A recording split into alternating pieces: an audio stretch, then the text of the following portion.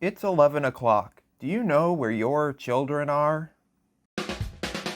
From Windsor, Ontario, it's Remotely Zach.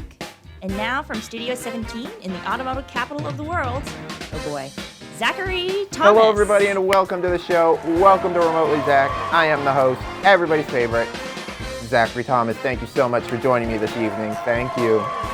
We got a great show for you this evening. My power panel is back in the segment, Let's Talk. Yep, and we have some things to talk about, sir. And we take a look at the weirdest news found on the internet in weird news as well. So it's going to be great. Great.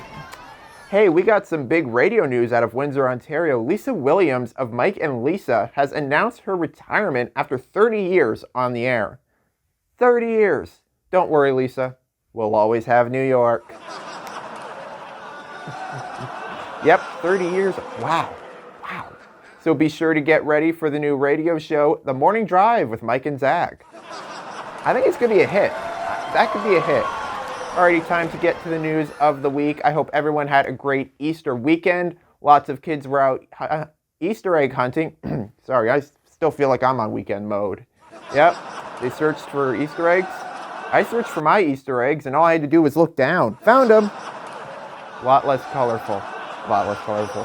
Tradition continued at the White House, where they held the annual Easter egg roll, where the president gave this address. Because of you, the American people, and I mean this sincerely, I've never been more optimistic about America than I am today. We have enormous opportunities. We just have to remember who we are. We're the United States of America, and there's nothing beyond our capacity. God bless you all. Enjoy the day. And I'm coming down to do that Easter egg roll in just a minute. By the way, he's still making it down the stairs as we speak.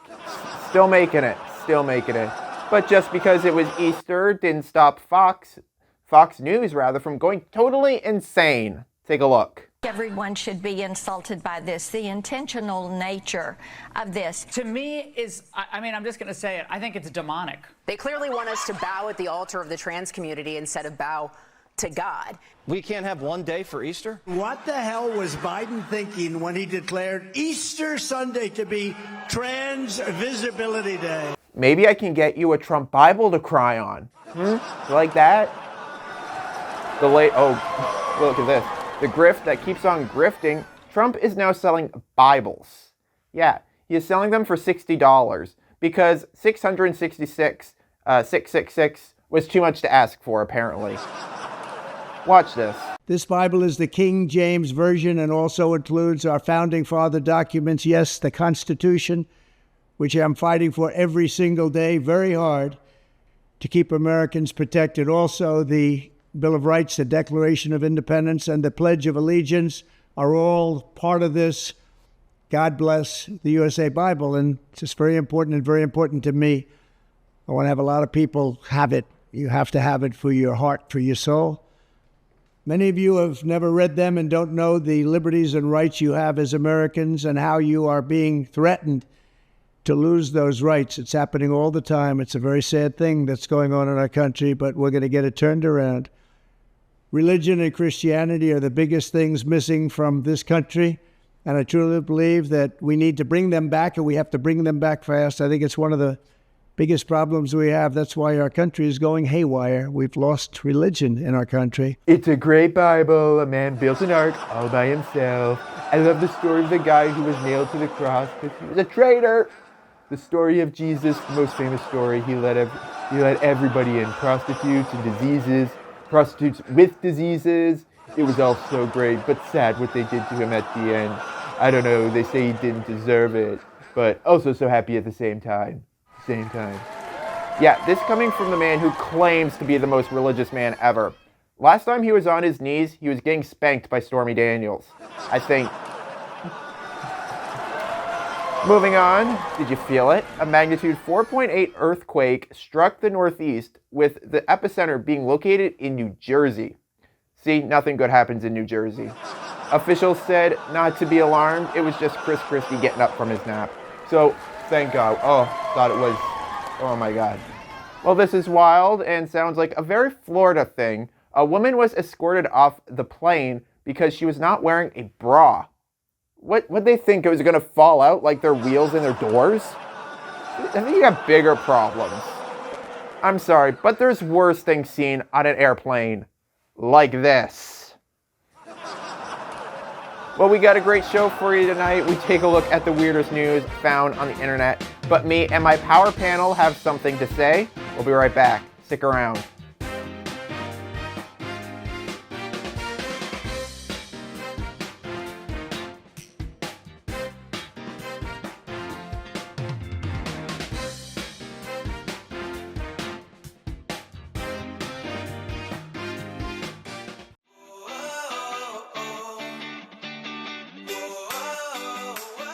Hello, everybody, and welcome to this edition of Let's Talk. I'm your host, Zach, and I'm here with my power panel. Ksenia Semenova. Riley Livingston. And I regret to inform you that Pauline Bounier has been unable to join us today. Numerous debates are ongoing regarding what schools should be teaching. Anything from sex ed to cursive writing, and pretty much just anything in between. So, I ask my panel, what do you think schools should be teaching our children? I think they need to teach more deep social studies, more about different countries, mythology, especially not just to do this in the younger grades, yes, but also, I mean, like 10, 12, so Yeah, that high time, school. high school especially, because especially as the country is so multicultural, they need to understand where people come from and stuff like that. I think it's interesting. And of course, literature. Yeah, I think they need to also go more deep about this and more explore this. Yeah, I agree with the literature. Like, I was homeschooled for part of my education, and we had a very literature-based curriculum. And they do teach, literature, and they do read classics and everything, especially in high school. But the Ontario curriculum has been the same for a really, really long time. And some of the books that they're reading are still books that my parents read and that their parents read. And some of them are classics and good, but some of them are not so good. And I think there's so many other authors and books out there that they should broaden it a little bit more and give more variety, right? There's so many other different things that we can be learning, especially multicultural authors from different perspectives who aren't just, white European. I agree about cursive writing, too. You had mentioned, Zach. I started learning cursive writing when I was younger in grade school, before I was homeschooled. And that was just when they were starting to phase it out. So then I continued learning it, and I can write in cursive now, but I have peers and classmates who can't write like a signature because they have no foundation in cursive. So I think cursive writing is very important. Yes, it is. Yeah, I think, going back to what you were talking about, like in the English classes, do I really need to learn about Shakespeare? Yes, you do. Yes, you do, of course. But I think they do the same Shakespeare plays all the time. They do Romeo and Juliet, they do Midsummer, like A Midsummer Night's Dream, and they do Hamlet. There's so many other Shakespeare sonnets, for plays example. and sonnets, yes, that they could do. Okay, Romeo and Juliet, let's just be honest, Taylor Swift has already covered that for me. Yes, so that one's overdone, right? I think he has 40 plays? I think that Shakespeare, he implemented into English language a lot of new words. That Yes, he was, a lot of like founders. concepts and words were invented by Shakespeare. Yes. Sayings and phrases and ideas and plot points were all invented by Shakespeare. And there are also so many Americanized writers from the beginning of the last century, even reading more Salinger, Fitzgerald, Wolfe. Who like took inspiration from yes, Shakespeare. of course. And Like- those guys too to learn from, right? So if you can not read Shakespeare if you want, but I will die on that hill about Shakespeare. Oh, yes. Clearly, so did Romeo and Juliet. Or was that Jack and Jill? Anyway, not important. Anyway, what I think really should be taught in schools is social media, right? Like the social media courses we do, like how to use it in a, like a respectable manner. Yeah, a safe way. In a safe manner, because, kids, they go on Instagram, and I have young nieces and nephews who are at that age, and soon to be approaching that age, and it's like, how do you, like, regulate, or, it's crazy. And also they need to understand this measure, what you can post and don't, because especially about this bullying area, Yeah. they think that they, how to say, they will not be punished for posting the stuff, Right, and yes. people are really hurt, and something unfortunate situations can happen, even like suicide, right? Yeah. So It this needs to be hammered into them a little bit more about what they post online matters, and what you say to other people online matters just as much as it does in the real world. even maybe the criminal code need to be already more expanded, especially when the Yes. kids are posting this kind of stuff, for them to be already understand that it's the law and stuff, you know. Yeah, for sure. Yeah, and also let's also take a look and see at, like cursive writing. At least learn to sign to know your name. Yeah, yeah, at least know how to sign your name. Because my nephew has already tackled that already. Like he knows like how to write his name in cursive. So that's great. Now, I wanted to hear what the public had to say, and oh boy, do we have a doozy. I was worried about this. So a lot of you actually ended up saying pretty much the same things. So things like culinary, creative writing, cursive writing, social media, and all of those are really great. So thank you so much for chiming in on this topic. So, also on social media, make sure, I'm not talking about the OnlyFans either.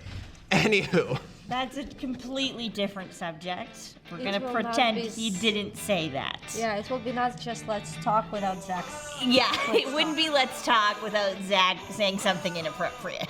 Yeah. But I mean, on the other side, on the other hand, feet pics pay. Anywho, that's the time we have for this discussion. If you want to chime in, please do so in the comment section below. If you want to see the full episode, you can head over to the Zachattackproductions YouTube channel. Remember to talk to each other. See ya. Bye-bye. Bye.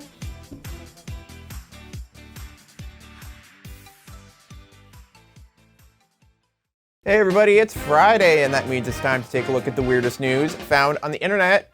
Time for Weird News.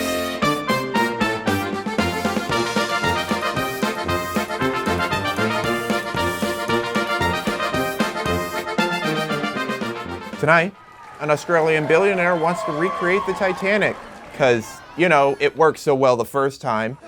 For more than a decade, Australian billionaire Clive Palmer has been the driving force behind plans to build Titanic 2, a replica of the ill-fated ship that sank in 1912 with more than 2,200 people on board.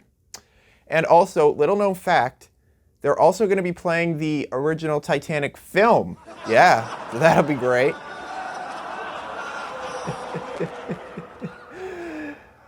Oh man, millions have dreamt of sailing on her, seeing her in port, and experience her unique majesty. Titanic 2 will be the ship where those dreams come true, Palmer said.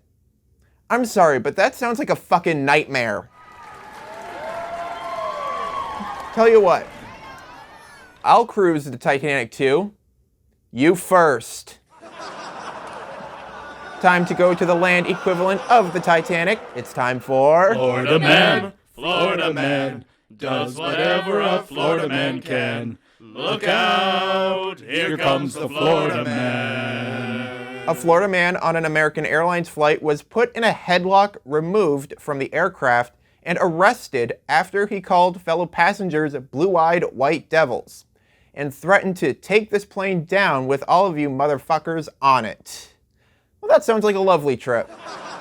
Shail Patel was drunk when he boarded the flight from Tampa to Philadelphia on Tuesday and began antagonizing passengers, calling flight attendants names, threatening passengers, and aggressively moving through the aircraft, court documents show, according to WFLA. Patel was arrested on 2 counts of battery and 1 count of disorderly intoxication. He is being held at the Hillsborough County Jail on a $2150 bond. I'm sorry, but that sounds like a better trip than the Titanic 2. It kind of does. It really does. Moving on to the weirdest stories out of the Great White North. Stories that'll make you say, "Oh, Canada." Do you fancy a Christmas film at 3:30 in the morning? Well, radio host Deepa Prasad does. Deepa was on a recent episode of The Social where she admitted it. Take a look. Deepa, you're up at like 3 or 3:30 in the morning because you do a morning radio show. Yes. What is your morning routine, and does it involve coffee? So it does involve coffee. I'm usually up around 3:30 in the morning, but I don't find that like I need coffee to wake up. It's the routine around the morning that helps me wake up. So my routine's a little bit. What is your routine? It's a little bit crazy. So I wake up at 3:30 in the morning. I don't need to wake up at 3:30. That is a choice. Love that. Yes. Well, okay. Go on. So step one is I wake up and I play with my cats. I have 2 cats at home. And I play with them. They're awake? They're awake? They're awake. Okay. They're awake. Okay. I play with them with their toys for about 15 minutes. And then this is where it gets strange. This is nuts. I'm saying this is nuts because it is. I watch Christmas movies before. Ho, ho, no. Something tells me she sprung her clock way forward into the future, way down there, way out in the future. Well, that's the weirdness for this week, and now it's time for your dad joke of the week. How do fish get high? Seaweed. Come on, that's a good one. You know it. Seriously, you really can't make this shit up. Well, that's the show for you this evening. I hope you enjoyed it, and if you did, hit the like button, leave us a comment, and subscribe. Subscribe to the Zachattackproductions YouTube channel, please. Don't forget, you can also follow us on our social media. Those links are down in the description below. I want to say thank you to my power panel, Riley Livingston and Ksenia Semenova. I've been your host, Zach, and we'll see you again next week. Same place, same time. Good night. That was easy. That was easy.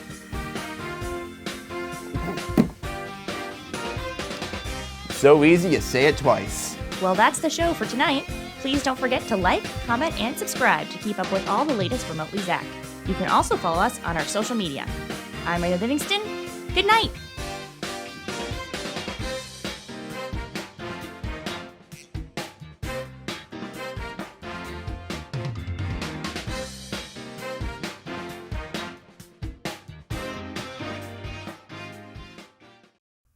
Hi, it's me. I'm the problem. It's me. I hope you enjoyed that video. Click over here to check out this video just like it, and also click down here to subscribe to the Zachattackproductions YouTube channel. Please, I need a reason to not post pictures of my feet.